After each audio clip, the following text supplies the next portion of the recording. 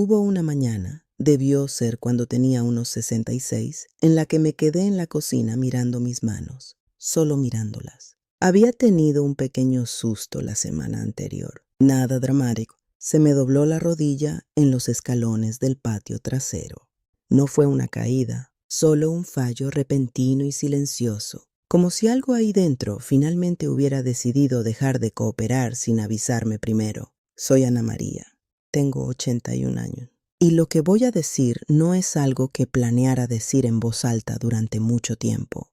Si estás en tus 50 o 60 ahora mismo y algo en ti ya siente que podría ser demasiado tarde para cambiar de rumbo, quiero sentarme contigo unos minutos, porque conozco ese sentimiento y desearía que alguien se hubiera sentado conmigo. La primera cosa que cambiaría habría escuchado a mi cuerpo antes de que empezara a hablar más fuerte. Cuando estaba en mis 40, me dolían los pies por el suelo de la fábrica. En mis 50, mi espalda empezó a hacerse notar cada mañana. Al llegar a mis 60, mi rodilla derecha había desarrollado una especie de comentario, un dolor sordo que me seguía como una opinión que yo no había pedido. Y me repetía lo mismo una y otra vez. A todo el mundo de mi edad le pasa esto. Es normal. Había visto a mi madre, Rosa, moverse durante sus días cansada pero eficiente, sin detenerse nunca lo suficiente para preguntar si su cuerpo necesitaba algo diferente. Ella mantenía la casa, ella mantenía todo en marcha, y yo la seguí en eso. El deber primero, el cuerpo después. Lo que no entendía entonces es que el cuerpo no espera. Lleva un registro muy exacto.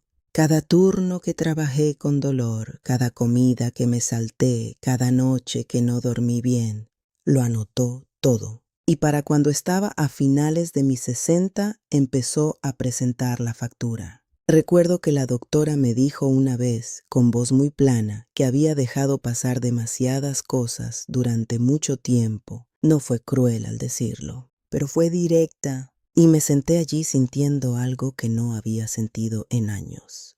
Vergüenza, no porque hubiera sido descuidada, sino porque había estado tan decidida a seguir adelante que había confundido la resistencia con la salud. Si tuviera 65 otra vez, caminaría cada santo día. No para perder peso, no porque alguien me lo dijera, sino porque el movimiento es la única medicina que he encontrado que no cuesta ni un peso y te devuelve más de lo que te quita. El cuerpo es la única casa en la que realmente vivirás. Desearía haber cuidado mejor la mía antes de que necesitara reparaciones que ya no puedo deshacer. La segunda cosa que cambiaría, habría hecho limpieza de gente antes.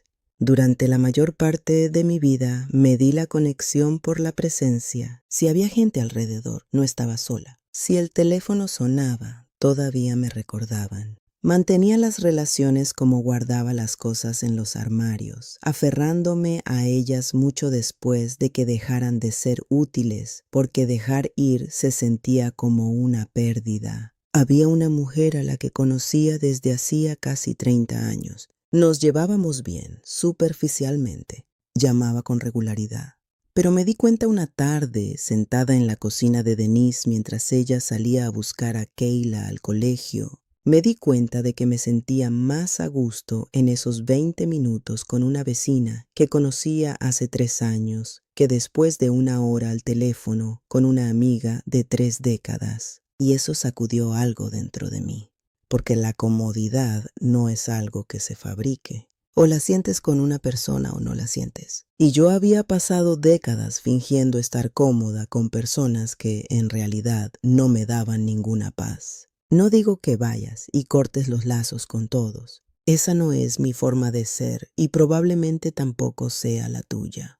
Pero hay una versión más silenciosa de eso. Dejas de iniciar lo que no es recíproco. Dejas de sentirte culpable cuando un nombre específico no te hace ilusión. Permites que algunas relaciones simplemente se exhalen como un suspiro y no te apresuras a rellenar ese espacio. Lo que lo llena es algo mejor. Menos personas pero que realmente te ven. Eso importa más a los 81 que cualquier cantidad de gente que pudiera haber coleccionado. La tercera cosa que cambiaría, habría vuelto a conocer a Eduardo. Estuvimos casados por más de 40 años y en algún momento, cerca del año 20, dejamos de ser un misterio el uno para el otro. Nos convertimos en un sistema. Él hacía su parte, yo hacía la mía. La casa funcionaba, los hijos crecieron, nadie se fue y me dije a mí misma que aquello era amor. Un amor funcional, real, demostrado con hechos. De lo que no me di cuenta hasta mucho después es de que una persona puede estar en la misma habitación que tú cada noche de tu vida y aún así ser un gran desconocido para ti y tú para él. No sabía en los últimos años qué hacía que Eduardo se riera para sus adentros sentado a la mesa de la cocina. No sabía qué le preocupaba cuando no podía dormir. No pregunté. Él no lo ofreció y ambos habíamos aceptado sin decir nada que eso era suficiente. Cuando él falleció, la gente me decía que yo era fuerte. No los corregí, pero sentada sola en esa casa después, el silencio real de la misma, que no es solo quietud, sino un vacío diferente, comprendí que había pasado 40 años viviendo al lado de alguien a quien nunca me acerqué del todo. Si tuviera 65 otra vez, planearía una tarde al mes, no para una ocasión especial. Solo un café, solo sentarnos sin ninguna tarea de por medio y preguntar, ¿cómo estás de verdad? ¿Hay algo que estés cargando que yo no sepa? Esa pregunta por sí sola podría haberlo cambiado todo. La cuarta cosa que cambiaría, habría dejado de ensayar las vidas de mis hijos. Esto es difícil de decir, porque el impulso detrás de esto era el amor. Un amor puro, agotador e implacable. Trabajé turnos dobles durante casi 2 años una vez. Fue cuando las cosas se pusieron muy difíciles y Eduardo no estaba bien. Y nunca les dije a los niños lo cerca que estuvimos de perderlo todo. Vendí lo que pude discretamente. Me salté comidas y me dije que no tenía hambre. Mantuve el techo y las luces encendidas y me quedaba despierta por la noche haciendo cuentas que no compartía con nadie. Y no me arrepiento de eso. No exactamente. Pero más tarde, a medida que crecieron, seguía siendo una versión de lo mismo. Anticipando problemas, suavizando asperezas, quitando obstáculos de su camino antes de que tuvieran que enfrentarlos. Pensaba que estaba siendo útil. Lo que en realidad estaba haciendo, creo, era mantenerme necesaria. Porque una madre que ha pasado toda su vida resolviendo cosas no sabe qué es cuando ya no queda nada por resolver. Mi hijo mayor, Marcos, un hombre centrado, siempre lo ha sido, se las arregló solo sin mí. Está bien, mejor que bien. Y a veces lo miro y me doy cuenta de que las veces que di un paso atrás y dejé que él lo descifrara fueron las veces que realmente construyeron algo en él. Las veces que corría a ayudar, le quité algo que tenía el derecho de aprender por su cuenta. Si tuviera 65 otra vez, practicaría decir, confío en ti. Y luego lo diría en serio. Me quedaría a un lado y lo diría de verdad. La quinta cosa que cambiaría, nunca habría dejado de aprender. Ahora, tengo que contar algo divertido antes de ponerme seria con esto. Intenté hace unos 3 años empezar a usar mi teléfono para buscar cosas. Había visto a Kayla hacerlo. Ella simplemente le pregunta algo y el teléfono le responde. Así que pensé, yo puedo hacer eso. Le pedí una receta de pan de maíz. Me dio la receta, sí, pero también, de alguna manera, me suscribió a algo y durante 2 semanas recibí notificaciones diarias de una empresa de transportes en una provincia lejana.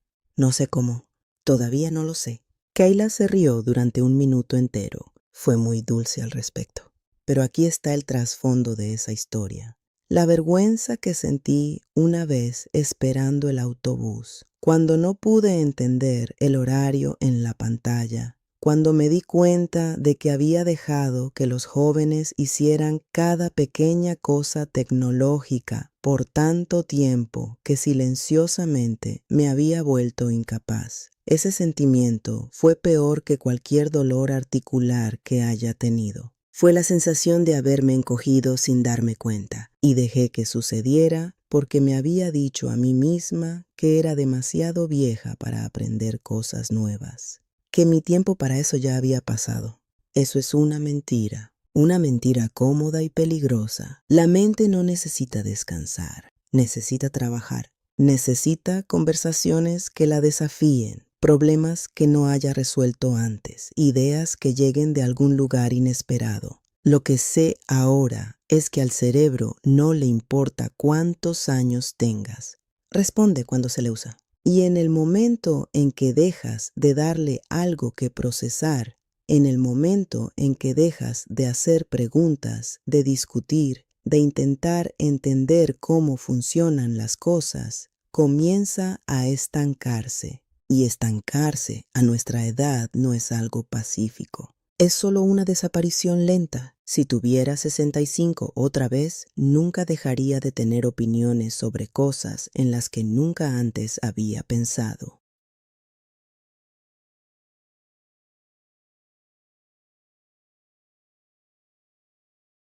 La sexta cosa que cambiaría habría dejado de vivir dentro de la palabra algún día. Tenía una lista, no escrita sino en mi cabeza. Las cosas que iba a hacer cuando los niños fueran mayores, cuando Eduardo se jubilara, cuando hubiera más dinero, cuando las cosas se calmaran. Esa lista permaneció en mí durante décadas, y una a una silenciosamente esas cosas dejaron de ser posibles. No por nada dramático, sino por la forma en que el tiempo se mueve realmente, no a toda prisa, sino de forma constante y luego de repente. Había un viaje que quería hacer con mi hermana Gloria desde hacía años. Hablábamos de ello cada vez que llamaba. Planeábamos un poco, nos reíamos de la logística y luego acordábamos que lo organizaríamos el año que viene. Gloria tuvo una caída hace 3 años. Está bien, gracias a Dios, pero ya no viaja como solía hacerlo. Y ese viaje que íbamos a hacer algún día, el que hablamos durante quizás 15 años, nunca sucedió. Y no estoy enojada conmigo misma por ello. He hecho las paces con la mayoría de las cosas. Pero si pudiera volver a los 65 y darme una sola instrucción, sería esta. Elige una cosa de la lista este mes, no todas, solo una. Una llamada que has querido hacer, una carretera que has querido recorrer, una persona a la que nunca le dijiste toda la verdad, una sola cosa. Porque lo que no entendía sobre él algún día es que no solo retrasa los planes, retrasa la honestidad, retrasa la disculpa, retrasa el decir te quiero a alguien que necesita escucharlo mientras todavía puede oírlo. He enterrado a suficiente gente para saberlo. Hay cosas que, si no las dices ahora, las cargas para siempre. Y el siempre es mucho tiempo para cargar algo que podrías haber soltado. La séptima cosa que cambiaría habría hecho las paces con el final antes de que se sintiera urgente. A esta fue a la que más me resistí. No nos gusta mirarla directamente, a la muerte. A la nuestra, específicamente. Hay casi una superstición en ello, como si pensar en ella la hiciera llegar antes. Pero he aprendido que lo opuesto es verdad. Cuando finalmente me senté, debía tener unos 77, y escribí lo que realmente quería. Lo que quería si no podía hablar por mí misma. Lo que quería que se hiciera con las pequeñas cosas que había guardado por razones que nadie más entendería. Cuando llamé a mi hija y le dije dónde estaba todo, que me importaba y que no, me sentí más ligera, no triste, no asustada, más ligera, porque cargar con ese silencio, ese peso tácito de todas las cosas que nadie sabe sobre tus deseos, es su propia carga. Y cuando las sueltas, recuperas algo que no sabías que estabas gastando, paz en el presente. Las personas que he visto envejecer con más gracia no fueron las que se negaron a pensar en ello. fueron las que lo miraron con claridad, hicieron sus preparativos y luego volvieron a vivir. Porque una vez que has hecho ese trabajo, cada día ordinario deja de ser algo que hay que superar y se convierte en algo en lo que simplemente estar.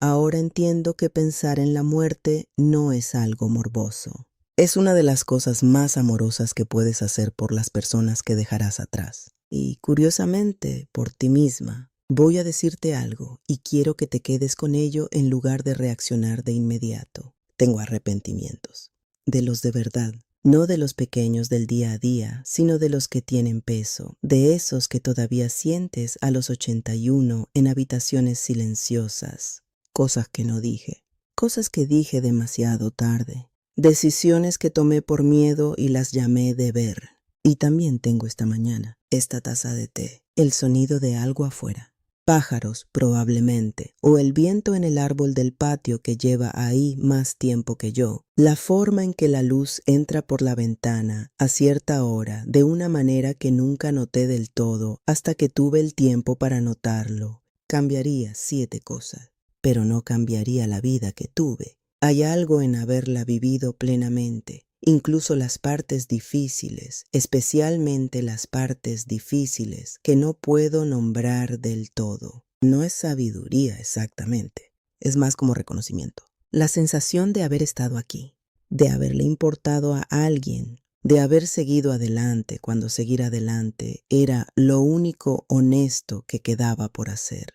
Todavía tienes tiempo, no un tiempo infinito. Nadie tiene eso, pero el tipo de tiempo que es genuinamente tuyo, para usarlo bien, para usarlo con honestidad, para usarlo con las personas que te hacen sentir como tú misma en lugar de una versión de ti que actúas para los demás. Eso no es poco. Eso es todo en realidad. Gracias por sentarte conmigo. Si estas palabras llegaron a algún lugar dentro de ti, me alegraría saberlo. Vuelve cuando quieras un lugar tranquilo para pensar. Cuídate mucho, signifique lo que signifique eso para ti.